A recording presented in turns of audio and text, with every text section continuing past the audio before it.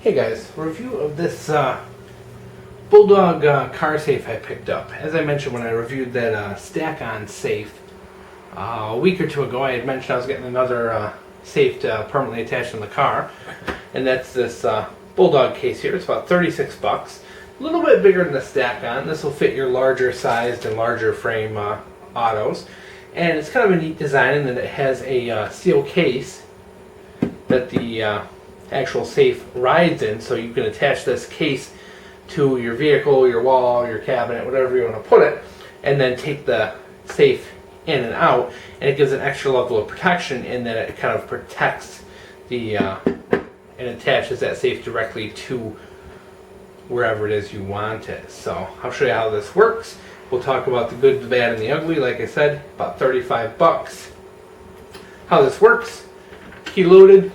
So you can see here, you basically turn your key to the right and you can slide the safe in and out. So then from there, turn your key again and you can open. It's a little sticky, so you can then open your safe from there. Safe only opens to 90 degrees, just so you guys know. You can't open it fully. It's got a little fake velour thing inside to prevent scratching. It is a kind of a stamped metal case, not as thick as the stack-on, any way, shape, or form. We'll get that out of the way and hopefully be able to show you how exactly this thing works. And it does have, before I forget, a little bit of a small hole. Let's get on frame. Small hole here for putting in your security cable that it comes with.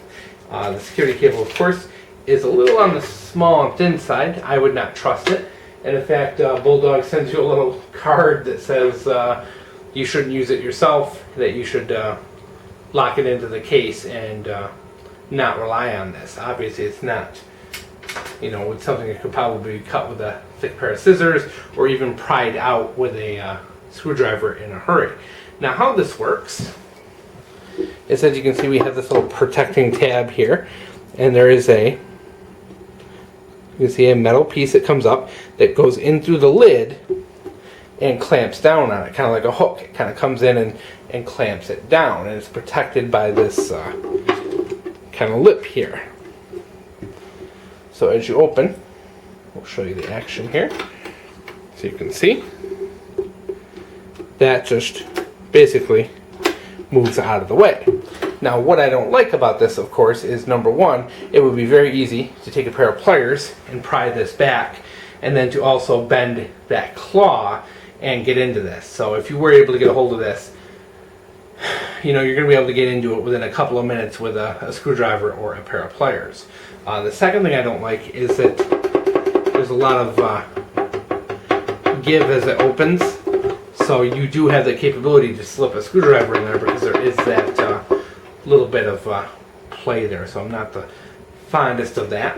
But on the other hand, the back hinge is hidden, so there's no way to knock out the back hinge. Now this becomes a much more secure device when you put it into the sleeve. We'll pull that sleeve out here and talk about that for a second.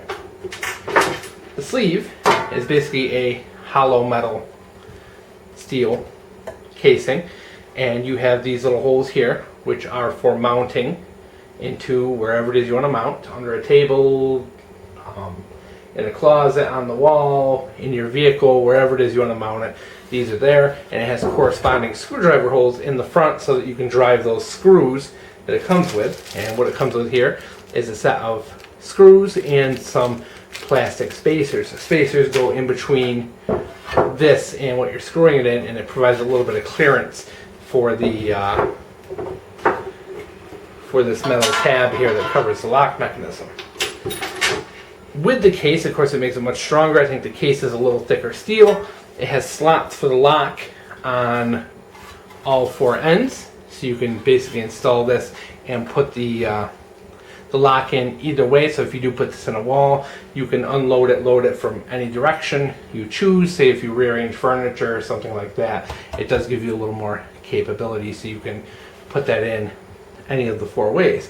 Now, ideally, how you would want, and we're going to pretend we're installing this permanently, is that this, we're going to say, pretend is screwed down into the table. Now the idea, of course, if you were to put this in and lock it like this. Try this over here so you can see a little better. Now, if this were locked in and I were to come across this, it would be very easy for me to use this handle as a prying thing, to get a screwdriver in there or a pry bar and use that to pry this out. Because in reality, the only thing now holding this in place is that little piece of the metal hook. So if you're capable of bending that, you could easily get this out of the case. Now, the best way to mount this sucker, of course, is in reverse, which would be putting the back to you, which is what those spacers are for. The spacers allow that extra clearance for that plastic piece. Now, if this is what's facing you, you have nothing to grab a hold of here, nothing to dig in or pry with on this side. Everything, we'll pull that out. Everything is nice and smooth. There's nothing to grab to try and pry it out. Now, you might be able to get something behind that little piece of the tab, but you're only going to be able to get something the size of a really teeny tiny, like, small screwdriver. So in this configuration, it's actually surprisingly secure.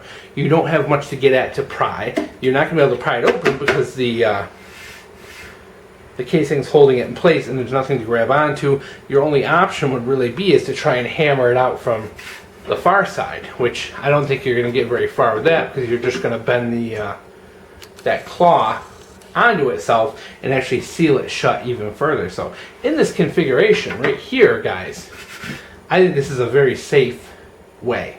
And then if you add your security cable to it, you're just adding an extra level of protection as well. Now I'm going to install this into the back seat of my car, kind of Yankee Marshall style. He did a video, oh geez, a year ago, where he installed one into the metal of the back seat of his car. And so I'm going to kind of do the same and install it into the back seat in this configuration with this handle pointed towards the back. Now I know that temptation, of course, to have that there, you know, but like I said, that weakens the whole thing because you can peel that back.